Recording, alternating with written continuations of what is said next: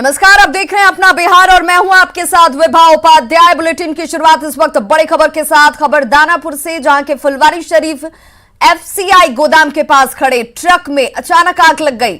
आग लगते ही अफरा तफरी मच गई। देखते ही देखते ट्रक जलकर खाक हो गया। तस्वीरें आपके सामने एक्सक्लूसिव। ट्रक खाली था जिसकी वजह से ज्यादा नुकसान नहीं हुआ, लेकिन लोगों ने दमकल को इसकी सूचना दी। घंटों बाद हमेशा की तरह दमकल विभाग की गाड़ी यहां पर पहुंची। आग लगने के पीछे शॉर्ट सर्किट इसकी वजह फिलहाल बताई जा रही है। और सहयोगी अमरजीत हमारे साथ इस वक्त ज्यादा जानकारी के साथ जुड़ गए हैं। अमरजीत, क्या जानकारी मिल रही है, किस वजह से ये आग लगी? देखिए, आग लगने का कारण अभी जो सामने आ रहा है वो खासकर शॉर्ट सर्किट बताया जा रहा है, क्योंकि ठंड के समय में जो शॉर्ट सर्किट की घटनाएं होती हैं ट्रकों में ज्यादा होती है, यही वजह से आग लगती है। यही कारण है कि आग लगी है। और अचानक आग लगने के बाद जो है ड्राइवर को जब तक मालूम चला तब तक आग काफी पकड़ चुका था और आग बुझाने में कामयाब नहीं हो सका। दमकल की गाड़ी को बुलाई गई, लेकिन दमकल की गाड़ी घंटों बाद पहुंची, जिसकी वजह से ट्रक जलकर खाक हो गया। जी विभा, एक बड़ा हादसा कह सकते हैं कि वक्त रहते टाल दिया गया। एफसीआई गोदाम के पास ये गाड़ी खड़ी थी। कई वाहनें और भी तस्वीरों में नजर आ रही हैं जो आसपास मौजूद हैं। जी, जाहिर सी बात है, यहाँ पे लगातार कतारबद्ध तरीके से जो है ट्रकें लगी हुई रहती है।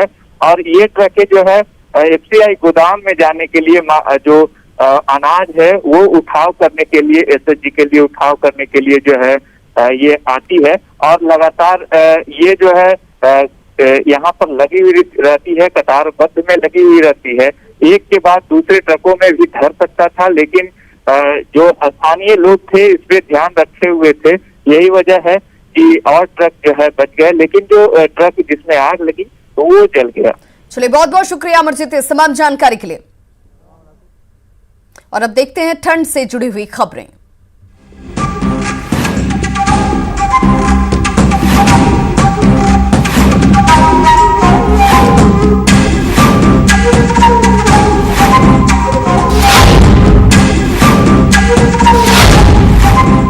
बेगूसराय में आज सुबह से कोहरे ने अपना पांव पसारा हुआ है। कोहरे की सफेद चादर से सड़कें ढकी हुई हैं। एनएच 28 और एनएच 31 पर कोहरे की वजह से गाड़ियों की रफ्तार बेहद धीमी हो गई है। प्रशासन की ओर से सावधानी के तौर पर कई जगहों पर होमगार्ड के जवानों की तैनाती तक की गई है, जिससे वाहन चलाने में दिशा निर्देश उन्हें मिल सके, साथ ही हादसे को भी टाला जा सके। प्रमुख चौक चौराहों पर खास व्यवस्था इसे लेकर की गई है।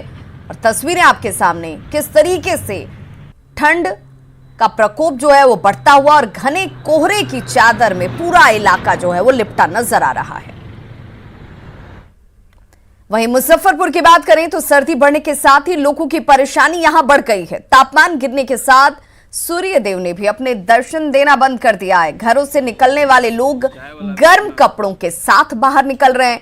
लोगों का यह कहना है कि गर्म कपड़े पहनने के बाद भी ठंड से पार पाना उनके लिए मुश्किल लग रहा है। और मुजफ्फरपुर में भी सर्दी बढ़ गई है। दिन काफ़ी निकल गया है, लेकिन उसके बाद भी सड़क की स्थिति देखिए कि अभी तक पूरी तरीके से रोशनी नहीं है, सूर्य अभी तक निकले नहीं है। और देखिए आकाश में अभी धुंध छाए हुए हैं। और सड़कों पर जो भी लोग घरों से बाहर निकल रहे हैं, जो ठंड के लिए पूरा वस्त्र होता है वो पहनकर निकल रहे हैं, क्योंकि सर्दी उन्हें लगेगी तो परेशानी उनकी बढ़ सकती है। उसके अलावा देखिए ये नज़ारा एक चाय की दुकान से है, जहाँ कितनी भीड़ लगी है। एक बुजुर्ग हमारे साथ है, बात करेंगे उनसे। मौसम में क्या बदलाव कैसे कैसे आया है? ठंडक 4 दिन से बढ़ा है। बढ़ा है 3-4 दिन। फिर आप लोगों को हाँ, सर्दी लगती है ना, ठंडक लगती है। ठंडक लगती है। क्या नाम हुआ? हमारा नाम सच्चिदानंद सिंह हुआ। कुछ और लोगों से हम लोग बात करेंगे। आइए जरा, चाय की दुकान पर ही हम लोग हैं, जो एक सज्जन है जो अखबार में लगे हुए हैं। क्या कहेंगे, सर्दी कैसे कैसे है? सर्दी तो बहुत बढ़ी है अभी। बढ़ी है जी, अभी 2-4 दिन में सर्दी बढ़ी है। अभी तो मौसम को ठीक होना ना, चाहिए। अभी मौसम ठीक होना चाहिए। ठीक है ना? अभी ठीक है, ठीक है। और लोग हमारे साथ, कुछ लोग हैं हमारे, उनसे बात करेंगे। एक मिनट इधर देखिए, बड़ा टाइट है एकदम मफलर जैकेट सब। जी, क्यों, ऐसा क्यों हो गया? बहुत एक बैग ठंड आ गया, बहुत ज़्यादा पड़ने लगा। आपका भी जैकेट टाइट है? जी ठंडा तो लग रही, तब तो जैकेट पहना ना। है ना। तो सर्दी बढ़ गई है और यह सब कुछ यहाँ अचानक से हुआ है, जिसकी वजह से लोग जो हैं अचानक अपने वस्त्रों को लोगों ने बदल दिया है। और यह ठंड जो है सावधान रहने की ज़रूरत है, क्योंकि इसी समय लोगों को सर्दी लगती है, उनकी तबीयत खराब होती है। तो हमारी भी अपील है कि जब भी घरों से बाहर निकलें तो ठंड निरोधी वस्त्रों के साथ निकलें, क्योंकि कब कहाँ मौसम करवट लेगा कहना मुश्किल है। और ऐसे में उनका बचाव सिर्फ और सिर्फ वस्त्र ही होगा। सुधीर कुमार, न्यूज़ 18 मुजफ्फरपुर। तापमान गिरने के साथ ही जमुई में जनजीवन पूरी तरह से अस्त व्यस्त हो गया है। आज सुबह से जमुई की सड़कों पर कोहरा नजर आ रहा है और इस वजह से वाहन चालक गाड़ियों के लाइट को जलाकर चलने को मजबूर हैं। वहीं स्थानीय स्तर पर लोग अलाव जलाकर गुजारा कर रहे हैं। शहर के खैरमा में कुछ लोग मोटर गैराज के मोबिल लगे कपड़े और रद्दी के सामान इकट्ठा कर उसे जलाते हुए नजर आए। उनका कहना है कि प्रशासन की तरफ से अभी तक व्यवस्था नहीं की गई है, इसीलिए मजबूरन उन्हें ये तरीका अपनाना पड़ रहा है। तापमान गिरने के बाद कनकनी बढ़ गई है और जमुई में इसका असर दिख रहा है। जहां तक बात करें तो कोहरा भी सड़कों पर दिख रहा है। दिखाई दे रहा है कि जो ये मुख्य सड़क मार्ग है जमुई का, जो स्टेशन से शहर की ओर आता है, और ये खैरमा जो मोहल्ला है वो इलाका है। देख सकते हैं कि जो सड़क है, इस सड़क पर जो वाहन चल रही है उस वाहनों के लाइट जले हुए हैं, इसलिए कि कोहरा के वजह से कोई परेशानी ना हो। दूसरे तरफ हम दिखाना चाहेंगे सड़क के दूसरे तरफ भी, तो सड़क का जो दूसरा तरफ है वहाँ भी वही हाल है। जो वाहनें चल रही हैं उस वाहनों की भी लाइट जली हुई है, इसलिए कि हादसे ना हो, क्योंकि कोहरा सड़क पर है। दूसरी तरफ एक और तस्वीर दिखाना चाहेंगे कि ये जो महादलित बस्ती के लोग हैं वो यहाँ पर ठंड से बचाव के लिए इंतज़ाम खुद के कर रहे हैं।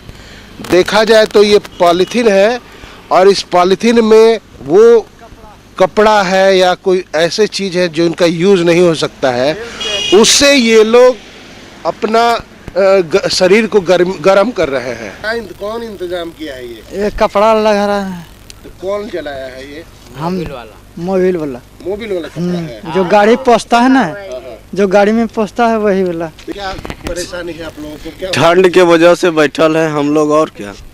तो जैसे खुद ये जला रहे हैं? हाँ जला रहे हैं, गैरेज के पास से लाए चुन के पॉलीथीन में। ऐसा क्यों? ऐसा ठंड के वजह से, आग के प्रभाव से हम लोग बैठे हुए हैं। देख सकते हैं कि ये लोग जो है ये गरीब परिवार के लोग हैं और जो बता रहे हैं कि ठंड लगती है तो लोग उठ जाते हैं, क्योंकि शरीर जब ठंड हो जाता है तो उठ जाते हैं। और ये लोग आसपास के जो गैराज के जो कपड़े होते हैं उनको जलाकर अपने शरीर को गर्म कर रहे हैं, ठंड से बचने के उपाय कर रहे हैं। कहने का मतलब है कि अब ठंड का असर दिखने लगा है और जिला प्रशासन को चाहिए कि अब लकड़ी का इंतजाम करें ताकि इन्हें राहत मिले। केसी कुंदन, न्यूज़ 18 जमुई। तो सर्दी का सितम गोपालगंज में भी साफ नजर आता है। कड़ाके की ठंड पड़ने की वजह से लोगों की परेशानी बढ़ गई है। यहाँ पर पिछले कई दिनों से न्यूनतम तापमान में 3 से 4 डिग्री तक गिरावट दर्ज की जा रही है, जिससे 11 से 12 डिग्री तक तापमान पहुंच रहा है। वहीं जबकि अधिकतम तापमान की बात की जाए तो 21 डिग्री तक ये दर्ज किया जा रहा है। घने कोहरे की वजह से विजिबिलिटी काफी कम है और लोग गाड़ियों की लाइट जलाकर चलने को मजबूर हैं। लोगों ने ठंड से बचने के लिए जिला प्रशासन से अलाव की व्यवस्था करने की मांग की है। गोपालगंज में भी कड़ाके की ठंड पड़ रही है और आप देखेंगे यहाँ पर कि जो यहाँ पर लोग हैं वो अलाव जलाकर किसी तरह से इधर उधर से जो कूड़ा कचरा है उसको बीन करके जो अलाव जला रहे हैं और ठंडी भगा रहे हैं। और यहाँ पर जो विजिबिलिटी है वो काफ़ी कम है। देखें यहाँ पर जितने भी वाहन चल रहे हैं सभी वाहनों को लाइट जला करके वाहन चलाना पड़ रहा है। और राहत की बात है कि जो स्कूल है वो स्कूल बंद है, जिसकी वजह से यहाँ बच्चों की परेशानी तो कम है, लेकिन ठंड की वजह से लोगों की परेशानी बढ़ी है। हम बात करते हैं यहाँ पर, क्या नाम है आपका? परवेज आलम। तो जी आप सुबह से यहाँ पर अलाव ताप रहे, क्या कहना है आपको ठंड के बारे में? ठंडा तो पहले से ज़्यादा बढ़ गया है गोपालगंज में और सरकार के द्वारा कोई भी चीज़ का इंतजाम नहीं किया गया है। यहाँ पे किसी तरह का अलाव होगा, लोग अपना अपना घर से ला के और जला रहे हैं और वही तापना है। जाहिर तौर पर अभी लोगों का कहना है कि दिसंबर का भी पहला सप्ताह है और ठंड इस कदर बढ़ी हुई है कि लोगों को अब अलाव की जरूरत पड़ रही है कि सरकार के द्वारा अलाव की व्यवस्था की जाए। मुकेश कुमार, न्यूज़ 18 गोपालगंज। वहीं कोहरे का असर पटना में ट्रेन और हवाई सफर पर भी पड़ा है। कई ट्रेनें देरी से चल रही हैं और कई उड़ानों पर इसका असर पड़ा है। हम आपको दो तस्वीरें दिखा रहे हैं। इन दो तस्वीरों के जरिए समझा जा सकता है कि ठंड का किस कदर असर है। रेलवे सेवा पर कोहरे की मार पड़ी है, कई ट्रेनें विलंब से चल रही हैं। वहीं हवाई यात्रा पर भी इसका असर, कई ट्रेनों के साथ साथ हवाई यात्रा करने वाले यात्रियों को भी इंतजार करना पड़ रहा है। कई फ्लाइटें रद्द भी हो रही हैं और ऐसे में आम जनजीवन अस्त व्यस्त नजर आता है। कोहरे का असर भले ही अभी ट्रेनों के परिचालन पर नहीं पड़ा है, लेकिन विमानों के परिचालन पर अच्छा खासा असर देखा जा रहा है। ठंड की वजह से और कोहरे की मार के कारण जो फ्लाइटें हैं वो लेट चल रही है। काफी लेट से फ्लाइटें पटना एयरपोर्ट पर पहुंच रही है। आप देखिए शेड्यूल्ड किया हुआ है ये फ्लाइटें, आप देख पा रहे होंगे 2:30 बजे 3 बजे इस तरह की ये जो फ्लाइटें हैं वो भी अभी शेड्यूल्ड किया जा रहा है। और कई फ्लाइट जो सुबह के समय पटना पहुंचती है वो फ्लाइटें काफी देरी से चल रही है, क्योंकि जो रनवे पर विजिबिलिटी है वो काफी कम है। 500 मीटर जो विजिबिलिटी है वो बताया जा रहा है रनवे पर है। तो ऐसे में जो फ्लाइटें हैं वो उतरने में उनको परेशानी हो रही है। इसलिए 10 बजे 11 बजे से पहले कोई भी फ्लाइट पटना एयरपोर्ट पर लैंड नहीं कर रही है और ना ही यहां से उड़ान भर रही है, क्योंकि विजिबिलिटी कम होने के कारण ये परेशानी देखी जा रही है। लोग जो हैं आप देखिए पटना एयरपोर्ट पर खाली आपको दिखेगा। अमूमन ये तस्वीर नहीं होती है। गर्मियों के दिनों में सुबह से जब फ्लाइटों का आना जाना शुरू होता है तो यहाँ पर भीड़ भाड़ होती है, लेकिन अभी आप देखिए खाली आपको दिखेगा पटना एयरपोर्ट। तो जो ठंड की मार है और कोहरे की मार वो अब जो विमान सेवा है उस पर दिखने लगा है। जो विमान जो है वो देरी से अब चल रहे हैं और कहीं ना कहीं जैसे जैसे कोहरा जो बढ़ेगा उसके बाद ये जो स्थिति है और बढ़ेगी। जो विमानों की लेट लतीफी है वो और बढ़ेगी, क्योंकि जब विजिबिलिटी कम होगा रनवे पर तो ऐसे में फ्लाइटों को उड़ान भरना और फिर लैंड करना काफ़ी परेशानी वाला सबब होगा। और यही वजह है, इस वजह से जो ट्रेन और विमान है वो धीरे धीरे प्रभावित होगा। तो जैसे जैसे ठंड बढ़ेगी और कोहरे का मार बढ़ेगा तो इन चीज़ों पर जो असर है वो दिखने लगेगा। कैमरा पर्सन आशीष के साथ साकेत कुमार, न्यूज़ 18 पटना। नवादा शहर में एकमात्र रैन बसेरा है, लेकिन कोरोना की वजह से उस पर ताला लटका हुआ है और इस वजह से सर्दी के मौसम में गरीब और असहाय लोगों को स्टेशन और बस अड्डे जैसे सार्वजनिक स्थलों पर रात बिताने को मजबूर होना पड़ रहा है। नवादा की रैन बसेरा का जायजा लिया न्यूज़ 18 संवाददाता अनिल विशाल ने। रैन बसेरा एक ऐसा स्थान होता है जहां गरीब असहाय लोग अपना आश्रय लेते हैं और सर्दी के मौसम में इसकी महत्ता और भी बढ़ जाती है। नवादा शहर में भी काफ़ी जद्दोजहद के बाद नगर परिषद ने सदर अस्पताल कैंपस में एक रैन बसेरा का निर्माण किया था, जहां गरीब असहाय लोग रियायती दरों पर रात बिताया करते थे। मगर कोरोना के कारण इस रैन बसेरा में ताला लगा हुआ है, क्योंकि कोरोना काल के दौरान जिला प्रशासन ने इसे आइसोलेशन वार्ड के रूप में इस्तेमाल किया था। अब चूँकि यह रैन बसेरा बंद है तो गरीब असहाय लोग रेलवे स्टेशन, बस स्टैंड एवं अन्य सार्वजनिक स्थानों पर अपना आश्रय ले रहे हैं। इस सर्द भरी मौसम में भी लोग रात जहां तहां बिताने को मजबूर हो रहे हैं। अब चूंकि आइसोलेशन वार्ड में मरीज अब नहीं आ रहे हैं, चूंकि होम आइसोलेशन का प्रावधान आ चुका है, तो ऐसे में जिला प्रशासन को चाहिए कि इस रैन बसेरा को जल्द से जल्द शुरुआत कर दिया जाए, ताकि गरीब असहाय लोग इस सर्द भरी मौसम में सुकून की नींद ले सके। अनिल विशाल, न्यूज़ 18 नवादा।